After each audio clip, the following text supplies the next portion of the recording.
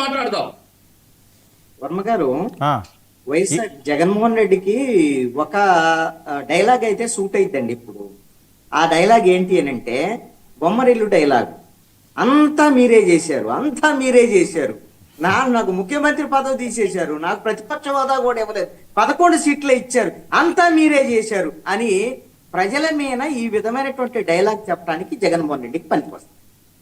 ఈ క్రెడిట్ చోర్ అనేటువంటి వ్యవహారాన్ని క్రెడిట్ చోర్ మాట్లాడదాం కాదండి. భాస్కర్ రెడ్డి గారిని గొడ్డును బాధినట్టు బాధారట, అతి కిరాతకంగా ఆయనకి 3rd డిగ్రీ ఇచ్చారట, నల్లలేకపోతున్నారట, మేము వస్తే అంతు తేలుస్తాము, మీరు సిద్ధంగా ఉండండి అని చెప్పి శేఖర్ రెడ్డి గారు డైరెక్ట్ గానే హెచ్చరిస్తున్నారు.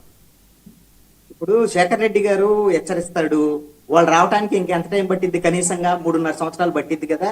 ఇక్కడ ఒక అంశాన్ని గమనించాలండి. మీరు గత 5 ఏళ్లకు సంబంధించినటువంటి వ్యవహారాన్ని మేము కూడా అనేకమైన పోరాటాలు కూడా చేసాం. ఆ రోజున ఇప్పుడు హోంమంత్రిగా ఉన్నటువంటి వంగలపూడి అనిత, ఆవిడ మీన అసభ్యకరమైనటువంటి పోస్టులు, ఆవిడని అవమానపరిచినటువంటి పరిస్థితి ఉంటే పోలీస్ స్టేషన్లకు పోతే పోలీసులు పట్టించుకున్నటువంటి పరిస్థితి, లేదా డీజీపీ ఆఫీసుకు పోతే డీజీపీ ఆఫీస్ గేటు బయట నిలిపేసినటువంటి పరిస్థితి అండి. ఆ రోజున ఎవ్వరూ కూడా అధికారం ఉంది అనేటువంటి ఇష్టారీతం చేసి బాధితులు ఎవరైనా పోలీస్ స్టేషన్కి వెళ్తే బాధితుల మీద కేసులు పెట్టేటువంటి పరిస్థితి. ఇది ఒక విచ్చలవిడితనమానం, ఒక స్థాయి దాటిపోయినటువంటి వ్యవహారం గతంలో కన్నా కూడా వైఎస్ఆర్ కాంగ్రెస్ పార్టీ నుంచి, ప్రభుత్వం నుంచి స్టార్ట్ అయింది. అది ఇప్పుడు దాన్ని వారసత్వంగా తీసుకున్నారు వీళ్ళు. తెలుగుదేశము, జనసేన, వీళ్ళకి సంబంధించినటువంటి వాళ్ళు, బీజేపీకి సంబంధించినటువంటి వాళ్ళు, వీళ్ళు కూడా ఖచ్చితంగా ఆ రోజున ఎట్లయితే వైఎస్ఆర్ కాంగ్రెస్ పార్టీ అధికారం ఉంది, మనకి జగన్మోహన్ రెడ్డి ఉన్నాడు కదా, 25 ఏళ్ళు మనం ఇష్టం వచ్చినట్టుగా ఏం చేయొచ్చు అని మాట్లాడినటువంటి జోగి రమేష్ దగ్గర నుంచి, మన వల్లభనేని వంశీ దగ్గర నుంచి, కొడాలి నాని దగ్గర నుంచి, లేకపోతే సామాన్యమైన కార్యకర్తల వరకు ఇప్పుడు ఏ విధమైనటువంటి పరిస్థితి అనుభవిస్తున్నారో, ఇప్పుడు ప్రభుత్వంలో ఉండేటువంటి వాళ్ళు కూడా అదే తరహాలో వ్యవహరిస్తే ఖచ్చితంగా ఆ విషయంలో జాగ్రత్త వహించాలి. వ్యవహరించట్లేదంటే వ్యవహరిస్తున్నారు, వ్యవహరించకపోవటం ఏమీ లేదు. అది ఒక తరతమ స్థాయిని బట్టి. అదేమంటే వీళ్ళు ఏం చెబుతున్నారు, అప్పుడు చేయలేదా, వాళ్ళు అలా చేయలేదండి, వాళ్ళు అలా చేశారు కాబట్టి 11 వచ్చింది.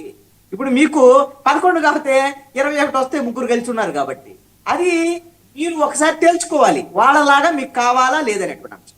ఇప్పుడు నేనేమంటానంటే ఇప్పుడు అతనికి సంబంధించినటువంటి పోలీస్ స్టేషన్కి తీసుకెళ్లారు పెనమలూరు, దానికి సంబంధించిన 3rd డిగ్రీ ప్రయోగించారు, అతను జడ్జి దగ్గర కూడా చెప్పారు వ్యవహారం ఇవన్నిటిని.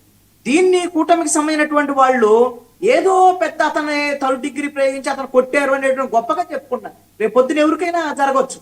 ఎప్పుడైనా సరే చట్టం గాని, రాజ్యాంగం గాని, వ్యవస్థలన్నీ కూడా తమ పని తను మాత్రమే చెయ్యాలి.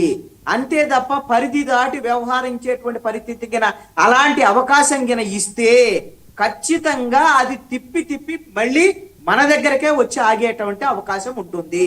ఇప్పుడు అన్ని పార్టీలండి ఈ రోజున, ఇప్పుడు జగన్మోహన్ రెడ్డి ఏం చెప్తున్నాడు, అందరికీ ఫోన్ ఉంది మీ చేతుల్లో, మీ ఇష్టము, మీరు సోషల్ మీడియాలో తిరగబాటండి, లేకపోతే అదేనండి. ఇవన్నీ కూడా రేపొద్దున వాళ్ళ కేసులు వస్తే జగన్మోహన్ రెడ్డి ఏం చేస్తాడు? ఏమైనా ఆదుకుంటాడా?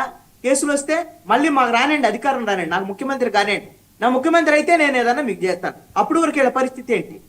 అందుకని ఇప్పుడు కూటమికి సంబంధించినటువంటి వాళ్ళు కూడా ఖచ్చితంగా తెలుగుదేశము, జనసేన, ఈ 2 పార్టీలకు సంబంధించినటువంటి కార్యకర్తలు సోషల్ మీడియా